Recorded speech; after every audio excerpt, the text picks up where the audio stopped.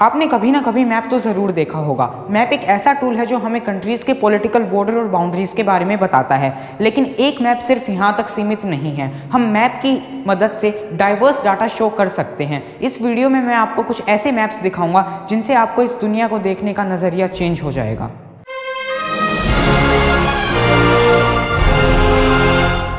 तो ये मैप हमें दिखाता है number of Indian students in every country. तो जैसा कि आप देख सकते हैं कि अभी 11,33,749 ऐसे इंडियन स्टूडेंट्स हैं जो कि किसी फॉरेन कंट्री में पढ़ रहे हैं। इस मैप को देख के पता लगता है कि यूएई में सबसे ज़्यादा इंडियन स्टूडेंट्स हैं जो कि है 2,19,000 and then followed by Canada and USA.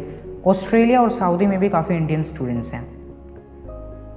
तो ये मैप हमें दिखाता है कि जो population in blue coloured area की है वो इक्विवेलेंट है इस छोटे से रेड कलर एरिया की पॉपुलेशन के। जी हाँ, ये हमें बताता है कि कैसे इस एरिया की पॉपुलेशन डेंसिटी जो है वो इस सारे एरिया से बहुत ज़्यादा है। तो इस रेड एरिया को जो कॉन्स्टिट्यूट करती है कंट्रीज़ वो आई थिंक है Bangladesh and West Bengal and it's Bihar, 2 Indian state और 1 कंट्रीज़। तो इस मैप से हम जान सकते हैं कि कैसे इन स्टेट्स और बांग्लादेश की जो पॉपुलेशन डेंसिटी है इस सारे एंटायर मैप की डेंसिटी से ज़्यादा है। Wow, I love this map.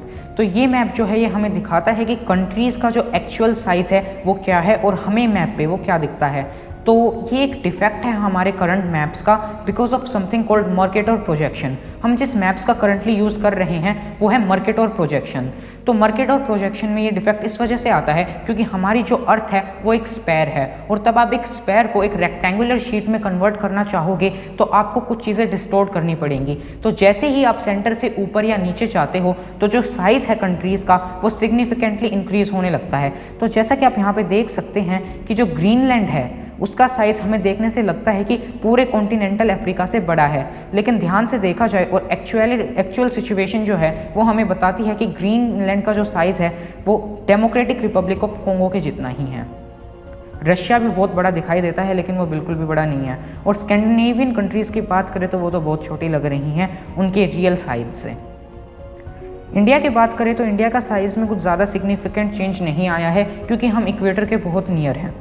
तो ये मैप हमें बताता है literal English meaning of names of Indian states. तो जैसा कि आप सभी जानते ही होंगे इंडिया में 28 स्टेट्स हैं और ये मैप हमें उन स्टेट्स के नेम का असली मतलब बताता है।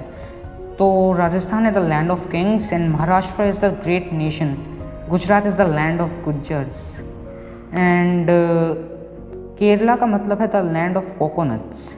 Okay, quite interesting. Next map. तो ये मैप हमें बताता है the world's top tourism destination ranked by money spent international tourism receipts in 2017 in US billion dollars. तो जैसा कि हम देख सकते हैं कि सबसे ज़्यादा स्पेंड मनी किया गया है यूनाइटेड स्टेट्स में जो कि है 211 बिलियन डॉलर्स। इंडिया कहाँ है यहाँ पे? Oh, there it is with 27 billion dollars. Quite good. Second number पे जो कंट्री आती है वो I think it's Spain with 68 billion dollars and then it's France with 61 billion dollars. Okay, next map. तो ये मैप हमें दिखाता है पॉपुलेशन डेंसिटी अक्रॉस डिस्ट्रिक्ट्स। तो पॉपुलेशन डेंसिटी का मतलब होता है the number of people living in an area of 1 kilometre square. तो जैसा कि आप देख सकते हैं हरियाणा, उत्तर प्रदेश, बिहार और वेस्ट बंगाल बहुत हाईली पॉपुलेटेड है, डेंसली पॉपुलेटेड है I should say, and Ladakh and it's Thar desert and Rann of Kutch and Arunachal Pradesh are very sparsely populated. Okay, तो ये नेक्स्ट मैप हमें दिखाता है कि अर्थ पे मौजूद जितनी भी आइस है अगर वो मेल्ट हो जाएगी तो क्या होगा। तो ऑब्वियसली सी लेवल राइज होगा जिसकी वजह से कुछ एरिया जो कि लैंड पे था वो सी के अंडर चला जाएगा। तो जैसा कि हम इस मैप में देख सकते हैं कि बांग्लादेश पूरा अंदर चला जाएगा और बिहार के कुछ हिस्से और गुजरात के कुछ हिस्से भी अंदर चले जाएंगे। और अगर इंडिया के ईस्टर्न कोस्ट की बात करें तो वो भी सबमर्ज्ड हो जाएगा। तो ये मैप हमें दिखाता है largest religion in India by district और ये लिया गया था 2011 के सेंसस से। So the blue colour here represent Hinduism, green colour represent करता है इस्लाम को and the sky blueish colour represent Christianity and this purple colour represent Sikhism और ये येलो टाइप कलर जो है ये रिप्रेजेंट करता है बुद्धिज़्म को। तो जैसा कि हम देख सकते हैं कि मेजॉरिटी ऑफ इंडिया में हिंदुइज्म जो है वो प्रिवेल करता है और जम्मू कश्मीर के कुछ एरिया में इस्लाम सबसे ज़्यादा है एंड ऑफ कोर्स पंजाब में सिखिज़्म एंड देन देखा जाए तो लद्दाख और हिमाचल के कुछ एरियाज़ में बुद्धिज़्म भी प्रिवेल करता है। नॉर्थ ईस्ट में क्रिश्चियनिटी की बहुत ज़्यादा संख्या देखी जा सकती है। तो ये नेक्स्ट मैप हमें दिखाता है कि अर्थ आज से 350 मिलियन ईयर्स अगो कैसे दिखती थी। सो आज से 350 मिलियंस पहले जो कॉन्टिनेंट्स थे वो अलग अलग नहीं थे, बल्कि एक ही कॉन्टिनेंट के रूप में थे जिसे पैंकिया कहा जाता था।